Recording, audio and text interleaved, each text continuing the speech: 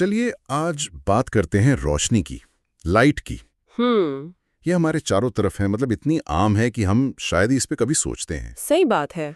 पर कभी ये ख्याल आता है कि एक सीधी सी किरण कैसे वो सब कुछ बनाती है जो हम देखते हैं, जैसे आसमान का नीला रंग। या हीरे की चमक, या फिर आईने में हमारा अक्स। ये सवाल जितना आसान लगता है, इसका जवाब उतना ही गहरा है। प्रकाश अपने आप में एक पूरी दुनिया है, जिसके कुछ नियम हैं, कुछ पहेलियां हैं। बिल्कुल। और आज हम इन्हीं को सुलझाने की कोशिश करेंगे। तो आज का मिशन साफ है, ये समझना कि प्रकाश असल में है क्या, ये कैसे सफर करता है, और जब ये दुनिया की चीजों से टकराता है तो क्या होता है। मतलब परावर्तन, अपवर्तन। हाँ, और हमारी आंखें कैसे काम करती हैं वहां तक। तो चलिए शुरू करते हैं। तो सबसे पहला और सबसे बुनियादी सवाल, आखिर ये प्रकाश है क्या। मुझे बस इतना पता है कि ये ऊर्जा का एक रूप है, एक इलेक्ट्रोमैग्नेटिक वेव।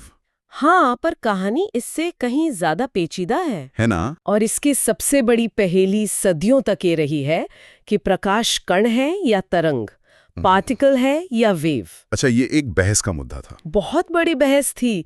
सोचिए, 17वीं सदी में दो खेमे बन गए थे। एक तरफ थे दकार्ते और न्यूटन, जो कहते थे कि प्रकाश छोटे छोटे कणों से बना है। कणों से, जैसे रेत के कणों की तरह। कुछ वैसा ही समझ लीजिए।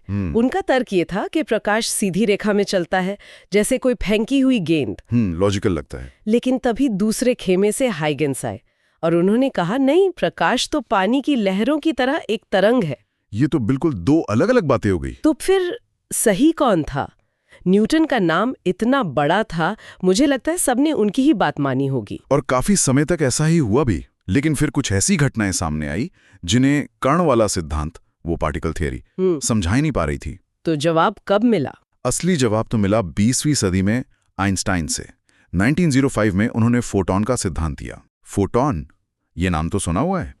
तो आइंस्टाइन ने कहा कि प्रकाश कण है। उन्होंने कहा कि प्रकाश ऊर्जा के छोटे छोटे पैकेट या बंडलों में चलता है। ओके। और इन पैकेट्स को उन्होंने फोटॉन नाम दिया। तो एक तरह से उन्होंने कण वाली बात को सही साबित किया। लेकिन यहाँ एक बहुत बड़ा ट्विस्ट है। क्या? आज विज्ञान ये मानता है कि प्रकाश की प्रकृति दोहरी है, ड्यूअल नेचर। वो दोनों है। दोनों? एक ही चीज एक ही समय पर कण और तरंग दोनों कैसे हो सकती है? बस यही तो क्वांटम फिजिक्स का जादू है। जब प्रकाश चलता है तो वो एक तरंग की तरह व्यवहार करता है, फैलता है, मुड़ता है। ठीक है। लेकिन जब वो किसी चीज से टकराता है तो एक कण की तरह अपनी सारी ऊर्जा एक ही जगह दे देता है। वो मतलब जरूरत के हिसाब से अपना रूप बदल लेता है। वाह, ये तो दिमाग घुमा देने वाली बात है। ठीक है, तो ये दोहरे चरित्र वाला प्रकाश चलता कितनी तेजी से है? मैंने सुना है इससे तेज कुछ भी नहीं। बिल्कुल सही। निर्वात में, यानी खुले अंतरिक्ष में, जहां कोई हवा नहीं है, वहां प्रकाश की रफ्तार लगभग 3 लाख किलोमीटर प्रति सेकंड होती है। 3 लाख किलोमीटर एक सेकंड में? हाँ, 2.99 × 10⁸ मीटर प्रति सेकंड, अगर एकदम सटीक कहें तो। इसको थोड़ा आसान बनाएं। इसका मतलब है कि प्रकाश एक सेकंड में पृथ्वी के लगभग 7.5 चक्कर लगा सकता है। बेहतरीन तुलना है। या फिर ऐसे सोचिए कि सूरज से पृथ्वी तक प्रकाश को आने में 8 मिनट और 20 सेकंड लगते हैं। मतलब हम जो सूरज आसमान में देखते हैं वो असल में 8 मिनट 20 सेकंड पुराना होता है। ठीक कहा। अगर सूरज अचानक गायब हो जाए तो हमें 8.5 मिनट बाद पता चलेगा। बिल्कुल। और ये सिर्फ सूरज के लिए नहीं है। जब हम रात में सबसे करीबी तारे को देखते हैं, प्रोक्सिमा सेंटोरी को, तो हम असल में 4 साल पुराने प्रकाश को देख रहे होते हैं। वो रोशनी 4 साल पहले उस तारे से चली थी। तो एक तरह से टेलीस्कोप एक टाइम मशीन है। हाँ, जो हमें अतीत में झांकने का मौका देती है। यही रहती है? नहीं, तब इसकी चाल कम हो जाती है। अच्छा। आप इसे ऐसे सोचिए कि आप एक पक्की सड़क पर दौड़ रहे हैं और अचानक आपको घुटनों तक पानी से भरे खेत में दौड़ना पड़े। मेरी रफ्तार अपने आप कम हो जाएगी? हाँ, जाहिर है। प्रकाश के साथ भी ठीक यही होता है। हवा उसके लिए पक्की सड़क जैसी है और पानी या कांच उस पानी से भरे खेत की तरह। ओके। अपवर्तनांक या रिफ्रैक्टिव इंडेक्स बस ये बताने का एक तरीका है कि कोई माध्यम प्रकाश के लिए कितना गाढ़ा या मुश्किल है। तो पानी में इसकी स्पीड कम हो जाती है? हाँ, पानी में घटकर लगभग 2.25 × 10⁸ मीटर पर सेकंड रह जाती है। तो प्रकाश की रफ्तार बदलती है, लेकिन क्या होता है जब वो किसी चीज से टकराकर आगे जा ही ना पाए? जैसे हम आईने में खुद को देखते हैं, ये तो परावर्तन हुआ, रिफ्लेक्शन। बिल्कुल। और ये बहुत ही सीधे साधे 2 नियमों पर काम करता है। क्या है वो नियम? पहला नियम है कि आपतन कोण हमेशा परावर्तन कोण के बराबर होता है। Angle of incidence equals angle of reflection. Okay, इसे थोड़ा और आसान करते हैं। मतलब अगर मैं एक लेजर टॉर्च को आईने पर 45 डिग्री के कोण पर डालूं, तो वो ठीक 45 डिग्री के कोण पर ही उछलकर वापस आएगी। समझ गया। और दूसरा नियम? दूसरा नियम ये है कि आने वाली किरण, जाने वाली किरण और सतह पर जो 90 डिग्री की काल्पनिक सीधी रेखा हम बनाते हैं, जिसे अभिलंब कहते हैं, वो तीनों हमेशा एक ही प्लेन में रहते हैं। और इन्हीं सरल नियमों से अलग-अलग तरह के दर्पण काम करते हैं। जैसे हमारे घर का शीशा, वो समतल दर्पण है। हाँ, प्लेन मिरर। इसमें हमारा अक्स हमेशा सीधा और हमारे ही आकार का बनता है और वो आभासी होता है, मतलब उसे किसी पर्दे पर नहीं उतार सकते। लेकिन गाड़ियों के साइड वाले शीशे तो समतल नहीं होते। नहीं, उनमें चीजें थोड़ी अलग दिखती हैं, छोटी और दूर। बहुत अच्छा पॉइंट है। वो होते हैं उत्तल दर्पण यानी कॉन्वेक्स मिरर। उनकी सतह बाहर की तरफ उभरी हुई होती है, जैसे चम्मच का पिछला हिस्सा। बिल्कुल। ये दर्पण प्रकाश की किरणों को फैला देते हैं, इसीलिए इन्हें अपसारी दर्पण भी कहते हैं। अच्छा, तभी गाड़ियों के शीशे पर लिखा होता है objects in mirror are closer than they appear. हाँ, क्योंकि ये दर्पण सब कुछ छोटा और दूर दिखाता है ताकि ड्राइवर को पीछे का ज्यादा बड़ा एरिया दिख सके। अब समझ आया। आपने बिल्कुल सही पकड़ा। और इसका ठीक उल्टा होता है अवतल दर्पण, कॉन्केव मिरर। चम्मच का अगला हिस्सा। हाँ, जिसकी सतह अंदर की ओर धसी होती है। ये किरणों को एक जगह इकट्ठा करता है, इसलिए इसे अभिसारी दर्पण कहते हैं। और क्योंकि ये चीजों को बड़ा दिखाता है, इसीलिए डेंटिस्ट इसका इस्तेमाल करते हैं। जी, और टॉर्च या कार की हेडलाइट में भी यही लगा होता है, ताकि रोशनी फैलने के बजाय एक सीधी और शक्तिशाली बीम में आगे जाए। ये तो ही टकराने की बात। लेकिन प्रकाश जब एक चीज से दूसरी में जाता है, जैसे हवा से पानी में, तो वो सिर्फ धीमा नहीं होता, मुड़ भी जाता है। इसी को अपवर्तन कहते हैं। सही कहा? बिल्कुल। रिफ्रैक्शन। और इसका सबसे आम उदाहरण है पानी के ग्लास में रखी पेंसिल का मुड़ा हुआ दिखना। हाँ, वो टूटी भी सी लगती है। हमारी आंखें तो यही मानती हैं कि प्रकाश सीधी रेखा में आ रहा है, लेकिन पानी से हवा में आते हुए प्रकाश मुड़ जाता है और हमें पेंसिल मुड़ी हुई लगती है। और रात में जो तारे टिमटिमाते हुए दिखते हैं, उसका कारण भी यही है। हाँ, तारे हमसे बहुत बहुत दूर हैं, तो जब उनकी रोशनी हमारे वायुमंडल में आती है तो उसे हवा की कई परतों से गुजरना पड़ता है। अलग अलग तापमान और घनत्व वाली परतें। बिल्कुल। तो प्रकाश की किरण लगातार इधर उधर मुड़ती रहती है और हमें लगता है कि तारा टिमटिमा रहा है। और इसी वजह से सूरज उगने से थोड़ा पहले और डूबने के थोड़ा बाद तक हमें दिखाई देता है। एकदम सही। क्षितिज के नीचे होने के बावजूद सूरज की किरणें वायुमंडल में मुड़कर हमारी आंखों तक पहुंच जाती हैं। ये सब वायुमंडलीय अपवर्तन का ही कमाल है। तो परावर्तन और अपवर्तन, ये दोनों मिलकर हमारी दुनिया को वो रूप देते हैं जो हम देखते हैं। इसी से जुड़ा एक सवाल जो हर कोई पूछता है, आसमान नीला क्यों है? इसका जवाब है प्रकाश का प्रकीर्णन, स्कैटरिंग। बिखर जाना। हाँ, बिखर जाना। जब सूरज की सफेद रोशनी, जो असल में 7 रंगों का मिश्रण है, हमारे वायुमंडल में आती है, हाँ, तो वो हवा में मौजूद गैस और धूल के कणों से टकराती है। बिल्कुल। और टकरा के बिखर जाती है। लेकिन सारे रंग एक बराबर नहीं बिखरते। अच्छा। जिस रंग की तरंग दैर्घ्य यानी वेवलेंथ जितनी छोटी होती है, वो उतना ही ज्यादा बिखरता है। नीले और बैंगनी रंग की वेवलेंथ सबसे छोटी होती है। तो वो पूरे आसमान में फैल जाते हैं। हाँ, और हमारी आंखें नीले रंग के लिए ज्यादा संवेदनशील है, इसलिए हमें आसमान नीला दिखाई देता है। ये तो बहुत दिलचस्प है।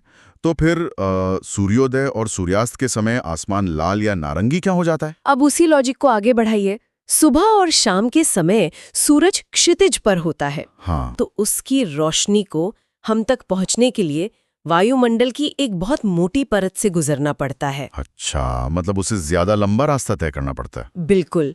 और इतने लंबे रास्ते में सारा नीला रंग तो बिखर कर रास्ते में ही खत्म हो जाता है। और हम तक सिर्फ लंबी वेवलेंथ वाले रंग पहुंच पाते हैं, लाल, नारंगी, पीला। इसीलिए हमें सूरज और उसके आसपास का आसमान लाल नारंगी नजर आता है। मतलब नीला आसमान और लाल सूर्यास्त दोनों एक ही सिक्के के दो पहलू हैं।